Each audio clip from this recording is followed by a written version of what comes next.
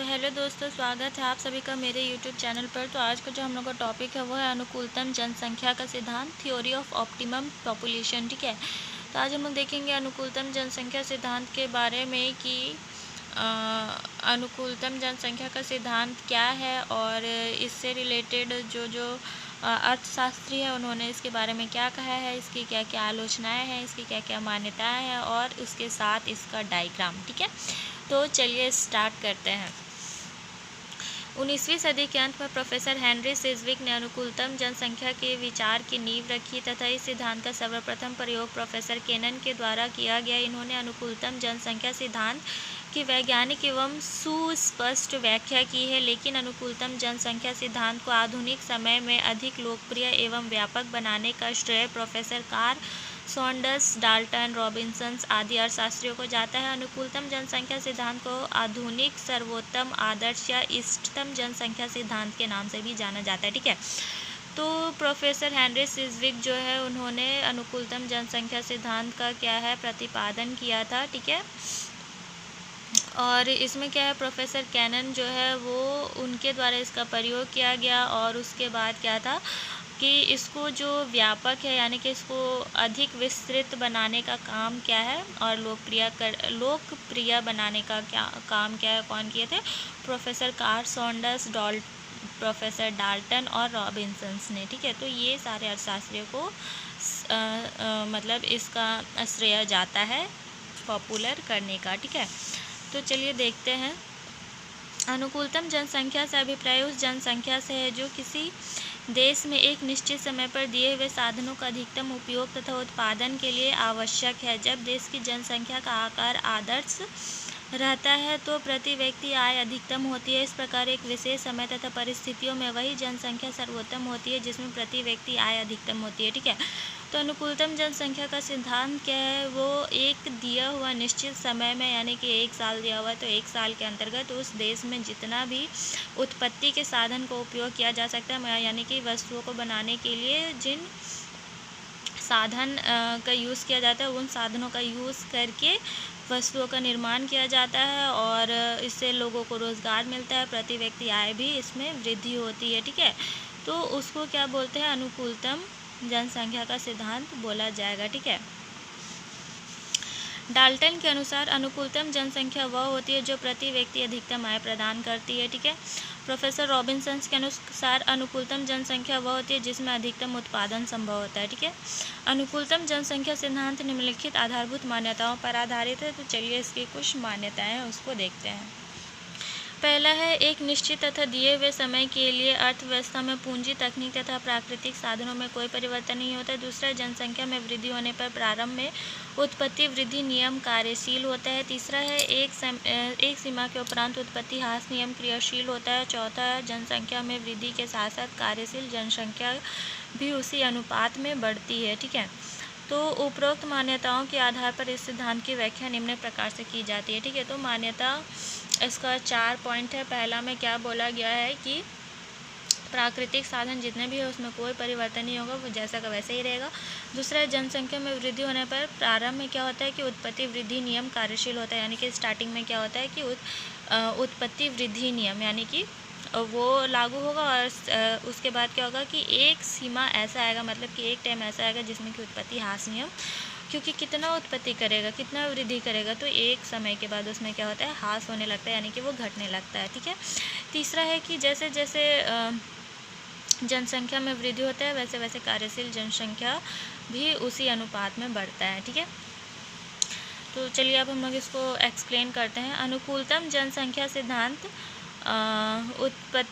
पैमाने के घटते प्रतिफल के सिद्धांत पर आधारित है। जनसंख्या में वृद्धि तथा कार्यशील जनसंख्या के मध्य फलनात्मक संबंध होता है। यदि किसी देश की जनसंख्या कम है तो कार्यशील जनसंख्या भी कम होगी, जिसके फलस्वरूप देश के अन्य उत्पादन के साधनों का प्रयोग समुचित रूप से नहीं हो पाता है, जिससे प्रति व्यक्ति औसत उत्पादन और प्रति व्यक्ति आय कम होगी। जब जनसंख्या बढ़ती है जिसके फलस्वरूप कार्यशील जनसंख्या भी बढ़ती है, तो इससे श्रम विभाजन भी बढ़ता है तथा देश के साधनों का अच्छी तरह से प्रयोग होता है और प्रति व्यक्ति आय में भी वृद्धि होती है। ठीक है, तो अनुकूलतम जनसंख्या का सिद्धांत क्या है? पैमाने के घटते प्रतिफल के सिद्धांत पर आधारित है। देखिए, इसमें क्या बताया गया है कि जनसंख्या में अगर वृद्धि हो रहा है, ठीक है, तो जनसंख्या में वृद्धि हो रहा है तो उसमें क्या होगा कि कार्यशील जनसंख्या में भी वृद्धि होगा, उसमें फलनात्मक संबंध पाया जाएगा। ठीक है, और अगर जनसंख्या कम है तो कार्यशील जनसंख्या भी कम होगा, और यदि अगर जनसंख्या अधिक है तो क्या होगा कि जो उत्पत्ति के साधन है उसका यूज़ क्या होगा, बहुत अच्छे तरीक़े से कर पाएगा, सभी को रोज़गार भी मिलेगा। उसमें अगर रोज़गार मिल रहा है तो क्या हो रहा है कि जो प्रोडक्शन हो रहा है वो बहुत ज़्यादा हो रहा है, उससे क्या हो रहा है कि सेलिंग भी ज़्यादा हो रहा है उससे, और फिर लोगों को रोज़गार मिल रहा है उससे उन लोगों का इनकम हो रहा है, तो प्रति व्यक्ति आय क्या है, ऊंचा रहेगा। ठीक है, और इसका जस्ट अपोजिट क्या हो जाएगा कि अगर जनसंख्या कम है तो कार्यशील व्यक्तियों का भी क्या होगा, संख्या कम होगा, प्रोडक्शन कम होगा, सप्लाई कम होगा, इनकम कम होगा, सब चीज़ कम हो जाएगा और जो प्रति व्यक्ति आय है वो भी कम हो जाएगा। ठीक है, तो वो क्या होता है, फलनात्मक संबंध पाया जाता है। ठीक है, अर्थात प्रारंभ में जनसंख्या वृद्धि के कारण सीमित उत्पादकता तथा औसत उत्पादकता में वृद्धि होती है जहां उत्पत्ति वृद्धि नियम लागू होता है। ठीक है, उसके बाद एक बिंदु ऐसा आता है जहां जनसंख्या का उत्पत्ति के अन्य साधनों के साथ इष्टतम संबंध स्थापित हो जाता है। यहाँ प्रति व्यक्ति औसत उत्पादन अर्थात प्रति व्यक्ति आय अधिकतम होती है। इस बिंदु को अनुकूलतम जनसंख्या का बिंदु कहा जाता है। यहाँ पर पैमाने के स्थिर प्रतिफल पाए जाते हैं। यदि इसके बाद भी जनसंख्या में वृद्धि होती है तो यह अनुकूलतम संयोग टूट जाता है, जिसके फलस्वरूप जनसंख्या की प्रत्येक वृद्धि के साथ श्रम का सीमांत उत्पादन तथा औसत उत्पादन घटता जाता है। यहाँ पर उत्पत्ति ह्रास नियम क्रियाशील होता है। अनुकूलतम जनसंख्या का स्तर बिंदु वह होता है जहाँ प्रति व्यक्ति औसत आय अधिकतम होगी।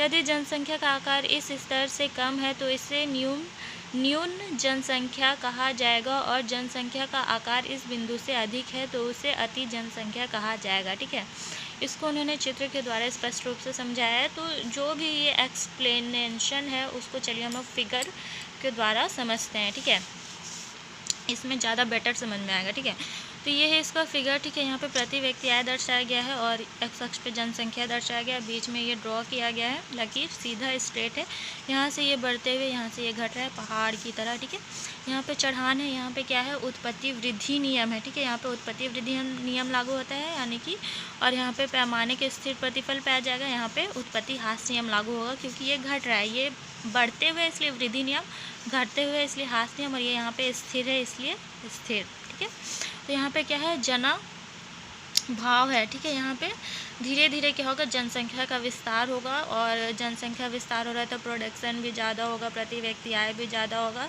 यानी कि सब चीज़ धीरे धीरे बढ़ेगा। ठीक है, और बढ़ते बढ़ते एक पॉइंट यहाँ पे ऐसा आएगा जहाँ पे सारा चीज़ क्या हो जाएगा, स्थिर हो जाएगा। क्यों? क्योंकि यहाँ पे क्या होगा कि जो प्रकृति में जितना भी साधन उपलब्ध है उसका क्या होगा, मिनिमम नहीं, मैक्सिमम जो यूज़ होता है वो सारा यहाँ पे हो जाएगा, क्योंकि जितना व्यक्ति है उसके हिसाब से यहाँ पे सारा प्रोडक्शन हो जाएगा। ठीक है, तो ये यहाँ पे हो जाएगा। तो उसके बाद क्या होगा कि जब सारा यूजेस हो चुका है तो वो क्या होगा कि धीरे धीरे वो घटने लगेगा। ठीक है, तो यहाँ पे उत्पत्ति ह्रास नियम लागू होगा और यहाँ पे जनाधिक्य की स्थिति पाया जाएगा। ठीक है, तो ये इस तरीक़े से घटेगा।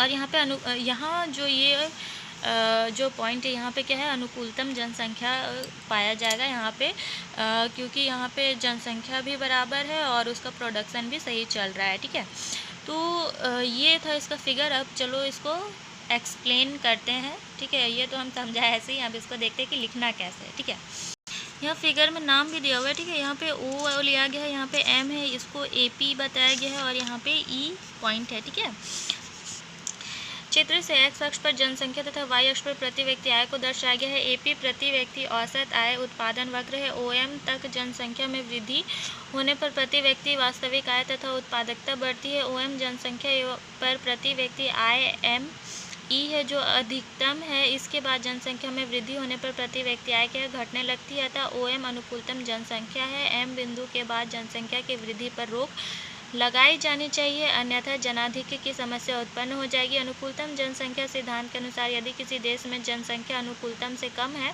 तो जनाभाव है, और यदि अनुकूलतम से अधिक है तो जनाधिक्य की स्थिति उत्पन्न हो जाती है। अनुकूलतम जनसंख्या सिद्धांत को मापने के लिए प्रोफेसर डाल्टन ने एक सूत्र दिया है जिसको m = a - o divided by o माना गया है, जहाँ पे m = समायोजन अभाव की मात्रा, a = वास्तविक जनसंख्या, o = अनुकूलतम जनसंख्या बताया गया है। ठीक है, समायोजन अभाव से अभिप्राय है कि वास्तविक जनसंख्या अनुकूलतम जनसंख्या से कितनी कम या अधिक है।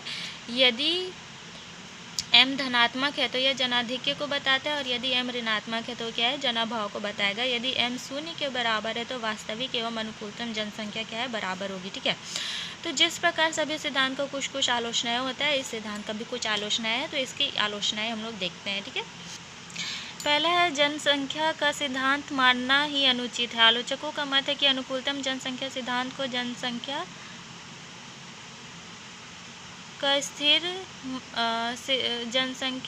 का सिद्धांत मानना ही अनुचित है, क्योंकि यह सिद्धांत कारण एवं परिणाम के संबंधों पर समुचित प्रकाश नहीं डालता है।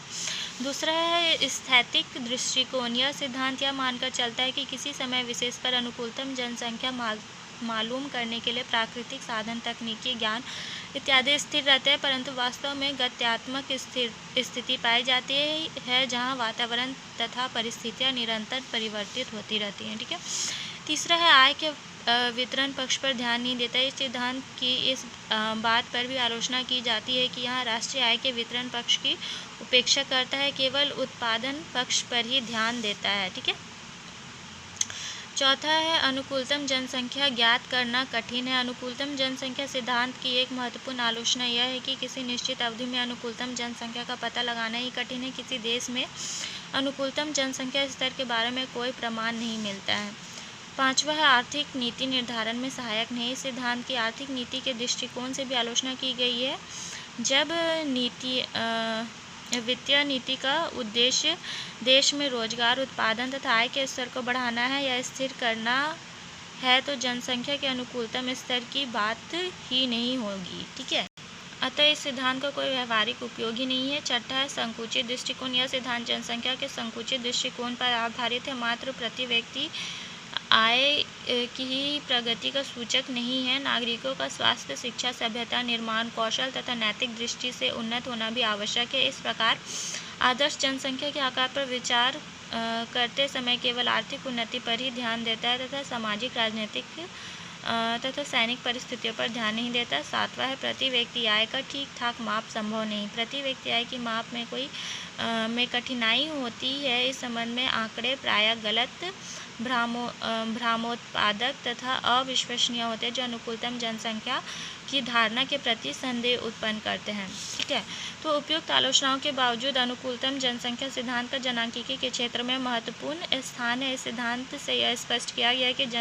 जनसंख्या की प्रत्येक वृद्धि हानिकारक नहीं होती। यदि जनसंख्या की वृद्धि के साथ प्रति व्यक्ति आय में वृद्धि होती है तो उसका बढ़ना लाभदायक है, और यदि जनसंख्या वृद्धि से प्रति व्यक्ति आय में कमी होती है तो उसका बढ़ना हितकर नहीं होता है। अतः इस सिद्धांत को ध्यान में रखकर जनसंख्या वृद्धि को प्रोत्साहित या हतोत्साहित किया जा सकता है। ठीक है, तो ये था इसके कुछ 7 क्रिटिसिज्म थे। ठीक है, जिसमें बहुत सारे अर्थशास्त्रियों ने इस आधार पर इन लोग की आलोचना की। तो आशा करती हूँ कि आपको ये वीडियो पसंद आया हो, वीडियो आपके लिए हेल्पफुल रहा हो, और वीडियो पसंद आए तो लाइक, शेयर एंड सब्सक्राइब ज़रूर करें। Thanks for watching. मिलते हैं नेक्स्ट वीडियो में नेक्स्ट टॉपिक के साथ।